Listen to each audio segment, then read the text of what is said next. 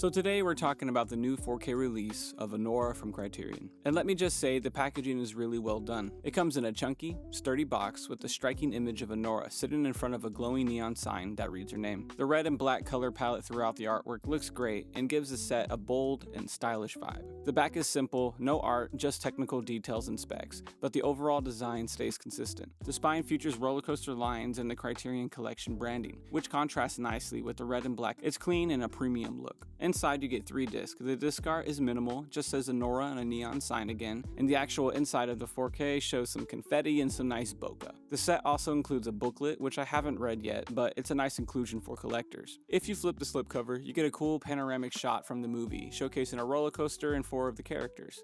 It's a nice touch that adds even more visual flair to the package. Overall, Criterion did a great job on the presentation. Now let's get into the actual 4K presentation, and this is where things get a little tricky. On paper, this should have been a killer transfer. It's presented in a native 4K with HDR10 and a 2.39 aspect ratio, true to the film's original format. All the technical specs are in place for a top-tier experience, but the way the movie was shot ends up holding it back visually. Anora uses a lot of anamorphic lenses with a shallow depth of field and heavy vignetting, which results in a soft, dreamy image. There's some sharpness in the center of the frame, but everything around the edge looks blurred.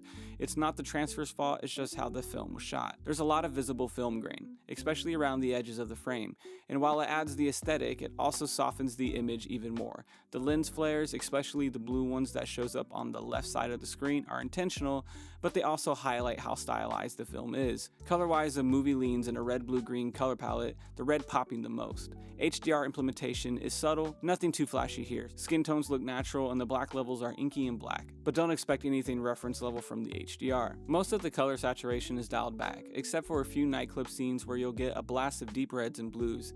The movie shows off some lavish locations and large mansions, but because of the lens choices and aperture, you can't really take the full scale or detail in the environment. The backgrounds are almost always blurred out. The soft focus definitely affects the overall clarity, especially when you're hoping for that wow moment in 4K. When I first watched Anora, I thought it looked great, but sitting down to review it and comparing it to other sharp detailed 4K titles, the softness really stood out. It's a beautiful film, no doubt, but if you're buying accepting a razor sharp detail, probably walk away a little underwhelmed.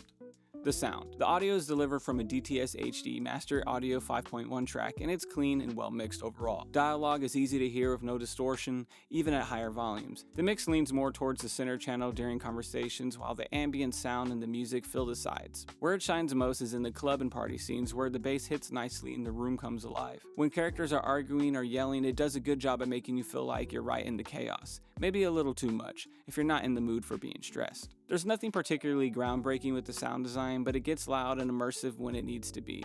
There's no distortion or harshness. A good mix, just not the one that blows you away. Anora is a beautiful movie, but the 4K perspective, it's a mixed bag.